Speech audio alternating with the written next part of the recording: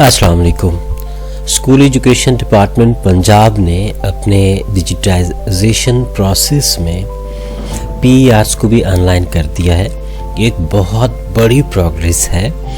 ये एम्प्लॉय के लिए एक गिफ्ट है और जो लोग इन मामलात को समझते हैं तो वो बखूबी जानते हैं कि कितना बड़ा काम है।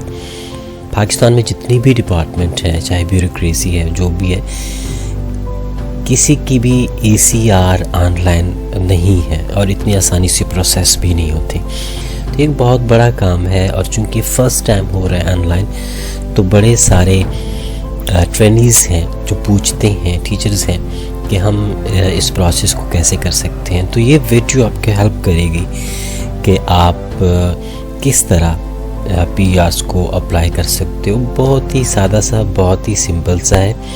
चंद ही स्टेप्स हैं। ज़्यादातर डेटा जो है वो खुद ही उठा लेता है।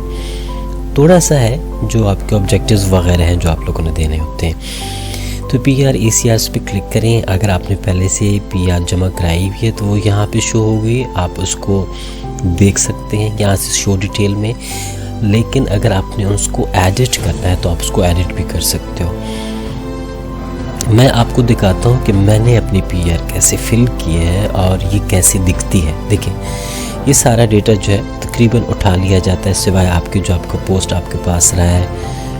और इसके अलावा ये कोर्सेज, ट्रेनिंग्स वगैरह जो आपने की हैं वो देखें, अलग सी सारी मेरी आ रही हैं जो मैंने अभी की हुई हैं। और इसके साथ साथ जो मेरे ऑब्जेक्टिव्स हैं या जो डिपार्टमेंट ने मुझे ड्यूटीज़ दी हुई हैं तो वो भी यहाँ पे सारा कुछ आ रहा है। और इसके अलावा कुछ पॉइंट्स हैं जो कि यहाँ पे मैंने ऐड की हुई हैं जो कि पीआरस की डिमांड होती है।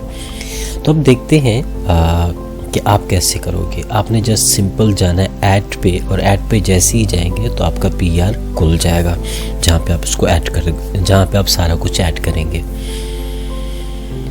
मैं एडिट पे क्लिक करता हूँ क्योंकि मेरा ऑलरेडी सबमिटेड है।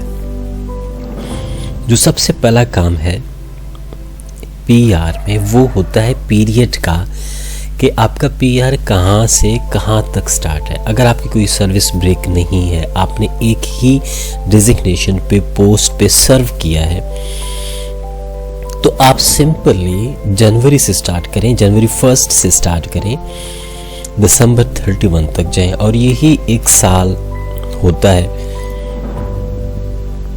और इसी साल के लिए आपकी जो प्रोग्रेस है, एम्प्लॉयज़ की जो प्रोग्रेस है वो मॉनिटर होती है, रिकॉर्ड होती है।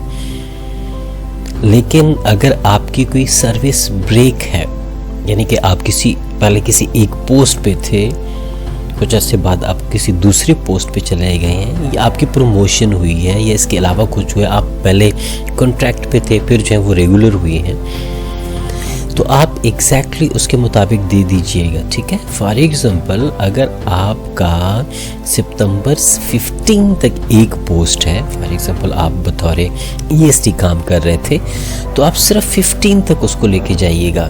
वो 15 तक आपका जो पीरियड है वो अलग काउंट होगा और इसके बाद का जो है वो अलग काउंट होगा। अगर 15 सितंबर तक आपने ईएसटी पे सर्व किया है तो 15 तक ईएसटी की आपकी जो पोस्ट की एसीआरस हैं वो अलग बनेगी, और 16 के बाद जब आप एसएसटी की पोस्ट पे थे वो आपकी अलग बनेगी।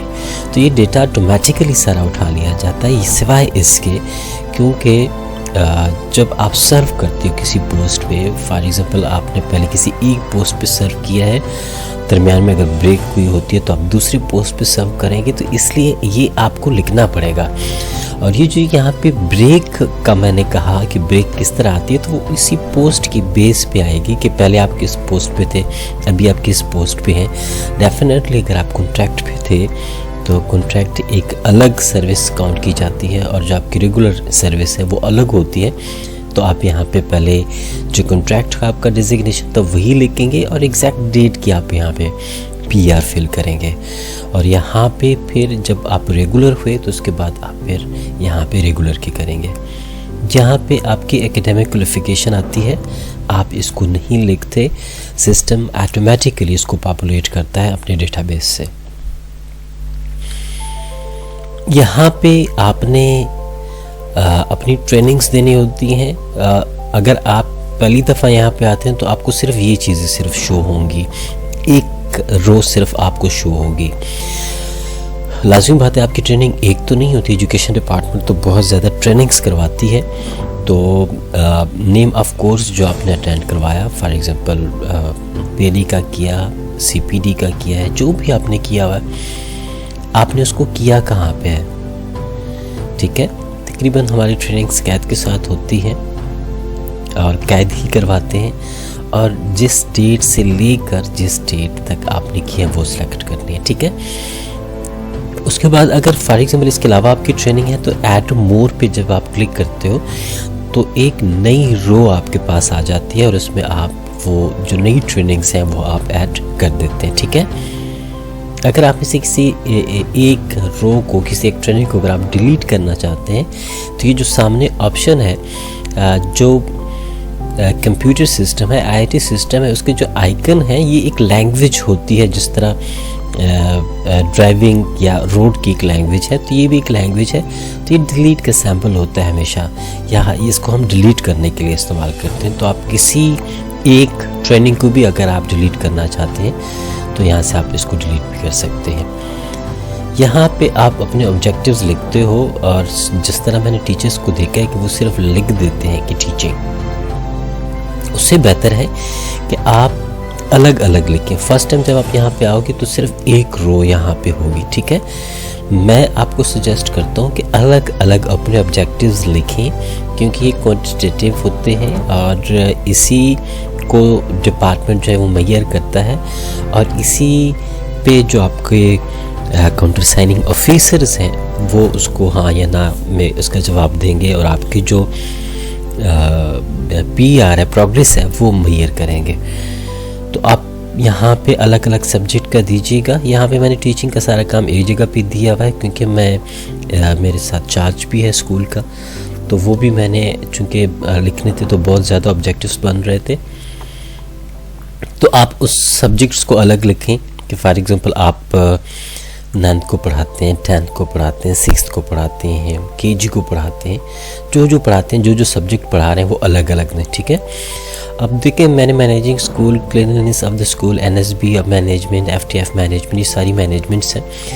इसमें अगर आप देखें तो आपके स्कूल में आपकी भी तो जिम्मेदारियाँ हो सकती हैं। आपको क्लासरूम क्लीनलीनेस है, आपकी ज़िम्मेदारी में आती है, बच्चों की क्लीनलीनेस आपकी ज़िम्मेदारी में आती है, बच्चों की अटेंडेंस जो है वो आपकी ज़िम्मेदारी में आती है, बच्चों की जो SOPs बच्चों ने फॉलो करने होते हैं, तो ये सारी आपकी ज़िम्मेदारी में आते हैं। इसके अलावा बहुत ज़्यादा मुमकिन है, क्योंकि हर टीचर को पढ़ाने के अलावा कुछ और ज़िम्मेदारियाँ दी जाती हैं।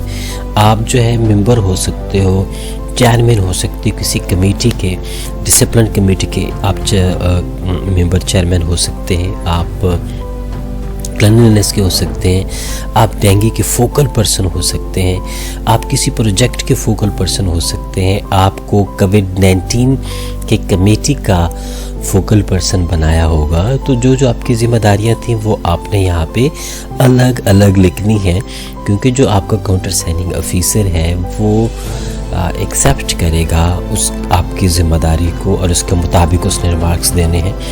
तो इसलिए ज़रूरी है कि आप अपने सारे काम अलग अलग दें, और आपको पता होना चाहिए कि डिपार्टमेंट ने, आपके काउंटर साइनिंग ऑफिसर ने आपको क्या क्या ज़िम्मेदारी दी हुई है। तो आप सिंपली ऐड मोर पे जाते हो, और जो भी आपके ऑब्जेक्टिव्स हैं वो यहाँ पे आप देते हैं। यहाँ पे brief description of main duties दें, जो मेन आपकी ड्यूटीज़ हैं, पढ़ाने का काम है, मैनेजमेंट का काम है, NSB का, FTF का, जो भी आपको काम दिया गया है इसको आप थोड़ी बहुत यहाँ पे तफसील लिखें। और अगर आपने कोई एक्सेप्शनल काम किया है, आप समझते हैं कि आपने एक्सेप्शनल काम किया है रिज़ल्ट के हवाले से, जो भी आपने किया है आप समझते हैं कि वो एक्सेप्शनल है, तो आप यहीं पे दर्ज कर सकते हैं। और यहाँ पे डिपार्टमेंट जो है वो आपके लिए क्या कर सकता है ताकि आप मोर इफ़ेक्टिवली डिपार्टमेंट में काम करें, ठीक है, तो वो आप यहाँ पे दे सकते हैं। और कुछ लोग पूछते हैं कि हम यहाँ पे सिग्नेचर कैसे पुट करें, तो जो डिजिटल सिस्टम है उसमें जब आखिर पे आप जाते हो तो आई एग्री का एक ऑप्शन आता है। जब आप इस पर क्लिक करते हैं तो इसका मतलब ये है कि आपने इस डॉक्यूमेंट को साइन कर दिया, ठीक है। उसके बाद आपने सिंपली इसको सेव कर देना है और जैसे ही आप सेव करेंगे ये आपके सिस्टम में आ जाएगा। अगर आप इसको रिव्यू करना चाहते हैं तो आप इसको रिव्यू भी करें, एक एक चीज़ को दोबारा देखें, अपनी ट्रेनिंग्स को ख़ास तौर पे देख लें, जो आपने ऑब्जेक्टिव्स लिखे हुए हैं उसको देखें, क्योंकि यहाँ पे आपके काउंटर साइनिंग ऑफिसर ने रिमार्क्स देने हैं। तो डिटेल करने के बाद अगर आपको कोई चेंजेस नज़र आती हैं कि आप इसमें ये चेंजेस मुझे करने चाहिए, तो आप सिंपली एडिट पे जाके इसको दोबारा से दुरुस्त भी कर सकते हैं। तो ये सारा कुछ ACRs के बारे में था, PRs के बारे में था। और PRs की एक एम्प्लॉय की ज़िंदगी में बहुत बड़ी अहमियत है और हर कोई चाहता है कि उसकी PRs ACRs अच्छे हों, उसमें कोई भी मनफी और नेगेटिव रिमार्क्स ना हो। अब चूँकि ये सारा सिस्टम ऑनलाइन हो गया है, डिजिटाइज हो गया, आपका डेटा क्लाउड पे है और एक जगह नहीं कई जगह पे ये सेव होगा, तो ज़रूरी है कि हम कोशिश करें कि हमारी ACR PRs शफाफ हों। Thank you so much.